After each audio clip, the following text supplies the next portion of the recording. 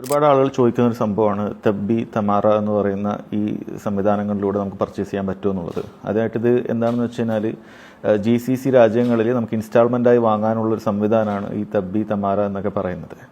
അപ്പോൾ അത് ഇൻസ്റ്റാൾമെൻ്റായിട്ട് നമുക്ക് ഒരു പ്രൊഡക്റ്റ് 4 ഇൻസ്റ്റാൾമെൻറ്റിലൊക്കെ വാങ്ങാം എന്നുള്ളതാണ്. ഇത് എന്നാലും ആദ്യഘട്ടത്തിൽ ഇത് പണ്ഡിതന്മാർ പാടില്ല എന്ന് തന്നെയാണ് പറഞ്ഞിട്ടുള്ളത്.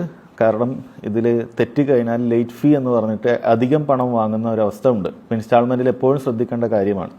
നമ്മൾ 100 രൂപേൻ്റെ സാധനം 120 ആക്കിയാലും കുഴപ്പമില്ല, 30ൻ്റെ 4 തവണകളാക്കി 120 ആയി കുഴപ്പമില്ല. പക്ഷേ ഏതെങ്കിലും ഒരു അടവ് തെറ്റിയാൽ 120 എന്നുള്ള 130ലേക്കോ 40ലേക്കോ മാറുന്നുണ്ടെങ്കിൽ അത് പാടില്ല എന്നുള്ളതാണ്. എന്നാൽ പിന്നീട് സൗദി അറേബ്യയിൽ ഈ ഒരു ലേറ്റ് ഫീ അവർ ഒഴിവാക്കിയിട്ടുണ്ടായിരുന്നു ശരിയ കൗൺസിൽ.